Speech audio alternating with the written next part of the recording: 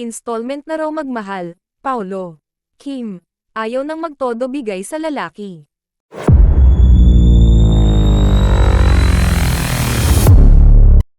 Bentang-benta talaga ngayon si Kim Chiu sa mga endorsements.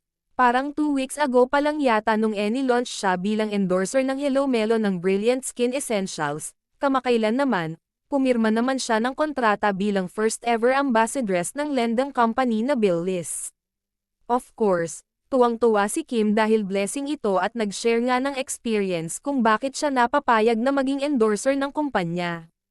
Kwento ni Kim, siya raw mismo ang nagbabayad ng mga bills niya at minsan, kapag pareho silang busy ng kanyang ate Lakem, nakakalimutan na raw niya ang mga due date niya kaya there was a time na naputulan siya ng linya ng telepono.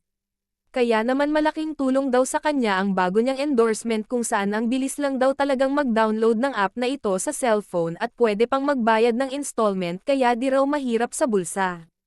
Pag-amin pa nga ni Kim, kahit siya raw mismo, may mga purchases siyang naka-installment din, ha? Well, baka naman milyon ang ginastos ni Kim sa shopping ng kanyang mga bags kaya naka-installment. Haha. Anyway, hindi naiwasang uriratin si Kim sa estado ng kanyang puso ngayon lalo't kagagaling lang nila ni Paulo Avellino sa Dubai.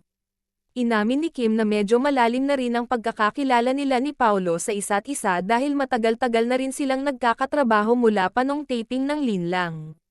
Natatawa na rin daw si Paulo sa kanya at nagkukwento kaya medyo kampante na sila ngayon sa isa't isa. Pero nang tinanong namin si Kim kung pang-tatropahin o pang-jojowain ba si Paulo, paiwas na sumagot ang dalaga. Ang bilis. Mag-download po tayo ng bill list, ha? Natanong naman si Kim ng aming co-writer at kumareng si Mel Balyanera kung anong mga natutunan niya sa love na pwede niyang i-share. Sagot ni Kim, learnings. Installment na lang natin ang pagbigay ng love. Hindi yung buo. Oh, guys, narinig nyo. Huwag bigay todo. Installment lang, tulad ng pagbabayad nyo sa inutang nyo para sa jowa nyo. Ha ha ha.